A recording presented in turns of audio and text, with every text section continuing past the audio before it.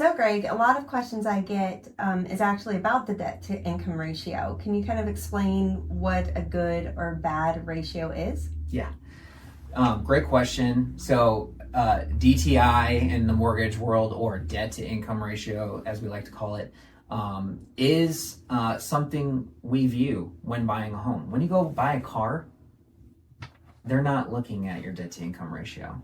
And a lot of the times, I like to tell my clients, whatever you do, if you're trying to buy a home, do not put the cart before the horse. Don't buy the car. Don't buy the Tesla. Get the home first, then buy the Tesla. Okay? Because you go to a car dealership, they don't care about debt to income ratio. They look at credit. Okay?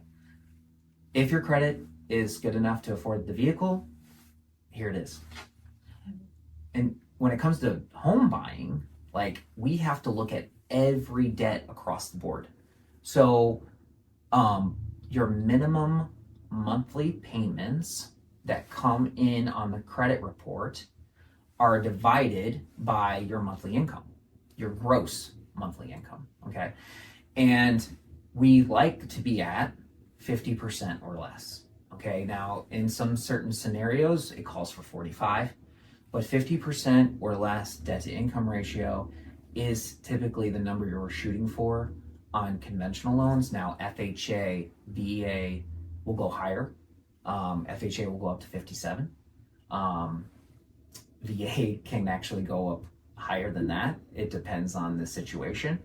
But USDA actually has a really low debt to income ratio, and that's good to know for this. Yeah, because we do have a lot of USDA up in this area. It's 43.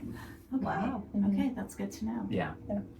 So that makes it challenging sometimes with the USDA loans, but yes, we're typically shooting conventional 50%. So, yeah. That's great. And so and those are only calculated from things that would be on your credit report. So it wouldn't count for like utilities or Great point. things like that? Correct. Okay. So utilities are not taken into account. The only things that are taken into account are things that are reporting on your credit report. Now, if you have medical bills, there's been a lot of changes, and we actually don't count medical bills. So anything associated with medical bills, like that, holds people back. You know, some people have a lot of medical bills, and we actually don't look at those because we understand that, hey, these are things we had to do out of necessity. So not out of, need. And so we don't count that.